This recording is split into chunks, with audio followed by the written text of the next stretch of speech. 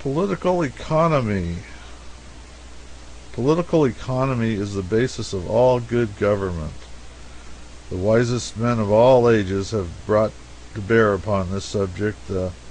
Here I was interrupted and informed that a stranger wished to see me down at the door. I went and confronted him and asked to know his business, and struggling all the time to keep a tight rein on my seething political economy ideas and not then let them break away from me or get tangled in their harness. And privately I wished the stranger was in the bottom of the canal with a cargo of wheat on top of him. I was all in a fever, but he was cool. He said he was sorry to disturb me, but as he was passing and he noticed that I needed some lightning rods. I said, yes, go on, what about it? He said there was nothing about it in particular, nothing except that he would like to put them up for me. I'm new to housekeeping. I've been used to hotels and boarding houses all my life. Like anybody else of similar experience, I try to appear, to strangers, to be an old housekeeper, and consequently I said in an offhand way that I had been intending for some time to have 6 or 8 lightning rods put up. But the stranger started and looked inquiringly at me, but I was serene. I thought that if I chanced to make any mistakes, he would not catch me by my countenance. He said he would rather have my custom than any man's in town. I said, all right, and started off to wrestle with my great subject again. Then he called me back and said it would be necessary to know exactly how many points I wanted put up, what parts of the house I wanted them on, and what quality of rod I preferred. It was close quarters for a man not used to the exigencies of housekeeping, but I went through creditably, and he probably never suspected that I was a novice. I told him to put up 8 points and put them all on the roof and use the best quality of rod. He said he could furnish the plain article at 20 cents a foot, coppered 25 cents, zinc-plated spiral twist at 30 cents. That would stop a streak of lightning any time, no matter where it was bound, and render its errand harmless and its further progress apocryphal. I said apocryphal was no slouch of a word, emanating from the source it did, but philology aside, I liked the spiral twist and would take that brand. Then he said he could make 250 feet answer, but to do it right and make the best job in town of it and attract the admiration of the just and the unjust alike and compel all parties to say they never saw a more symmetrical and hypothetical display of lightning rods since they were born. He supposed he really couldn't get along without 400, though he was not vindictive, and trusted he was willing to try. I said go ahead and use 400 and make any kind of job he pleased out of it, but let me get back to my work. So I got rid of him at last, and now, after half an hour spent in getting my train of political economy thoughts coupled together again, I'm ready to go on once more. Richest treasures of their genius, their experience of life and their learning, the great lights of commercial jurisprudence, international confraternity, and biological deviation of all ages, all civilizations, and all nationalities, from Zoroaster down to Horace Greeley, have. Here I was interrupted again and required to go down and confer further with the lightning rod man. I hurried off, boiling and surging with prodigious thoughts, wombed in words of such majesty that each one of them was in itself a straggling procession of syllables that might be 15 minutes passing a given point. And once more I confronted him, he so calm and sweet, I so hot and frenzied. He was standing in the contemplative attitude of the Colossus of Rhodes, with one foot on my infant tuberose and other among my pansies, his hands on his hips, his hat brim tilted forward, one eye shut, and the other gazing critically and admiringly in the direction of my principal chimney.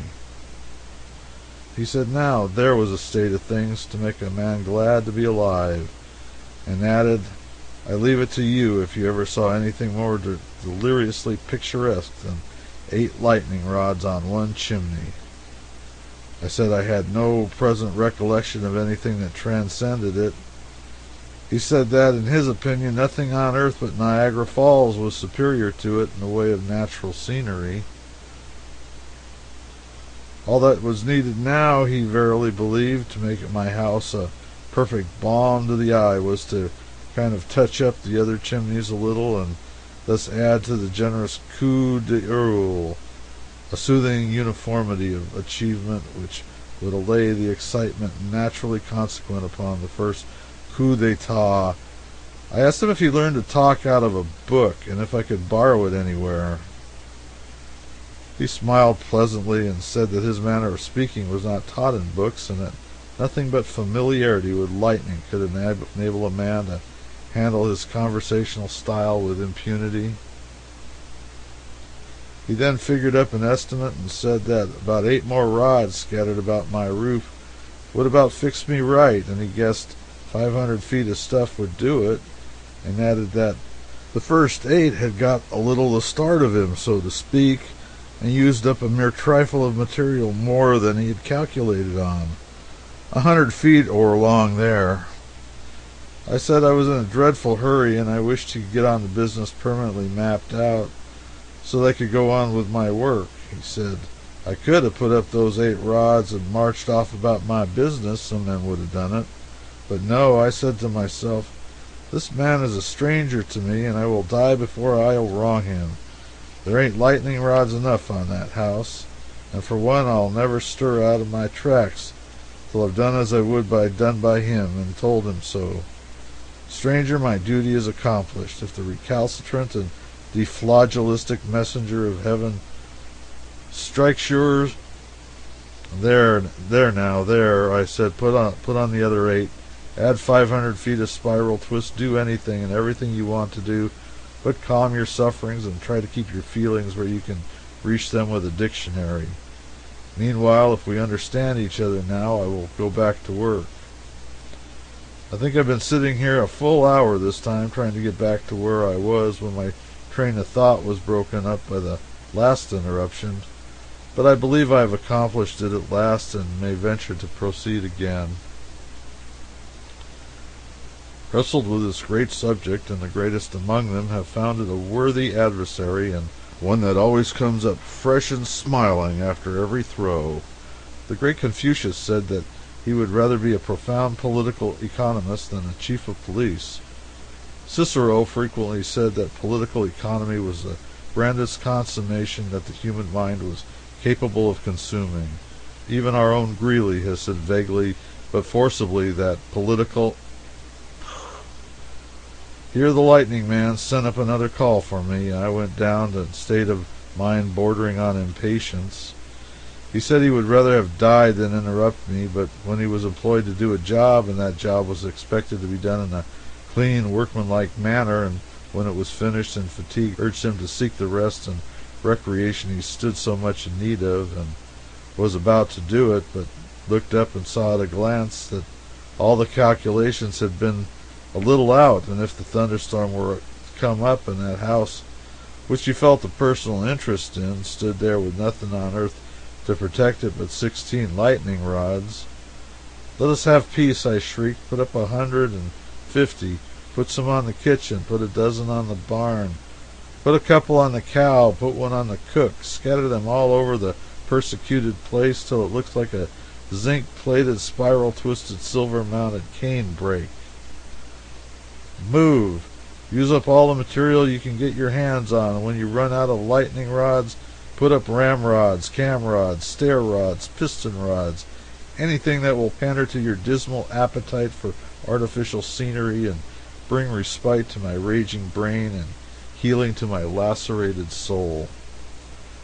Wholly unmoved further than to smile sweetly, this iron being simply turned back his wristbands daintily and said he would now proceed to hump himself. Well, all that was nearly 3 hours ago. It is questionable whether I was calm enough yet to write on the noble theme of political economy, but I cannot resist the desire to try, for it is the one subject that is nearest to my heart and dearest to my brain, of all this world's philosophy. Economy is heaven's best boon to man. When the loose but gifted Byron lay in his Venetian exile, he observed that if he could be granted him to go back and live his misspent life over again, he would give his lucid and unintoxicated intervals to the composition, not the frivolous rhymes, but the essays upon political economy. Washington loved this exquisite science. Such names as Baker, Beckwith, Judson Smith are imperishably linked with it, and even Imperial Homer, in his 9th book of the Iliad, has said, Fiat justita ruat colum, post mortem unuma ante bellum, hic jacet hoc, hex parte res, politicum economico est. The grandeur of these conceptions of the old poet, together with the felicity of the wording which clothes them, and the sublimity of the imagery whereby they are illustrated, have singled out that stanza and made it more celebrated than ever was. Now, not a word out of you, not a single word. Just state your bill and relapse into impenetrable silence forever and ever on these premises. $900, is that all? This check for the amount will be honored at any respectable bank in America. What is that multitude of people gathered in the street for? How? Looking at the lightning rods. Bless my life, did they never see any lightning rods before? Never saw such a stack of them on one establishment, did I understand you to say? I will step down and critically observe this popular ebullition of ignorance. 3 days later, we were all worn out. For 24 hours our bristling premises were the talk and wonder of the town. The theaters languished, for their happiest scenic invention was tame and commonplace compared with my lightning rods. Our street was blocked night and day with spectators, and among them were many who came from the country to see. It was a blessed relief on the second day when a thunderstorm came up and the lightning began to go for my house, as the historian Josephus quaintly phrased it. It cleared the galleries, so to speak. In 5 minutes there was not a spectator within half a mile of my place, for all the high houses about that distance away were full, windows, roof, and all, and well they may be, for all the falling stars and 4th of July fireworks of a generation put together rained down simultaneously out of the heaven, and one brilliant shower upon one helpless roof would not have an advantage of the pyrotechnic display that was making my house so magnificently conspicuous in the general gloom of the storm.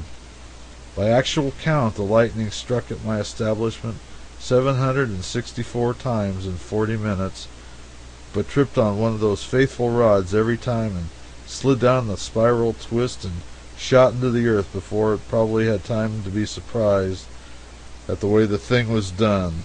And through all that bombardment only one patch of slates was ripped up, and that was because for a single instant the rods in the vicinity were transporting all the lightning they could possibly accommodate. Well, nothing was ever seen like it since the world began. For one whole day and night not a member of my family stuck his head out of the window, but he got the hair snatched off it smooth as a billiard ball, and if the reader will believe me, not one of us ever dreamt of stirring abroad. But at last the awful siege came to an end, because there was absolutely no more electricity left in the clouds above us, within grappling distance of my insatiable rods. Then I sallied forth and gathered my daring workmen together, and not a bite or a nap did we take till the premises were utterly stripped of all the terrible armament, except just 3 rods on the house, one on the kitchen, one on the barn, and behold, these remain there even unto this day. And then, and not till then, the people ventured to use our street again. I will remark here in passing that during that fearful time I did not continue my essay upon political economy. I am not even yet settled enough in nerve and brain to resume it. To whom it may concern, parties having need of 3,211 feet of best quality zinc-plated spiral twist lightning rod stuff, and 1,631 silver-tipped points, all in tolerable repair, and although much worn by use, still equal to any ordinary emergency. You can hear of a bargain by addressing the publisher.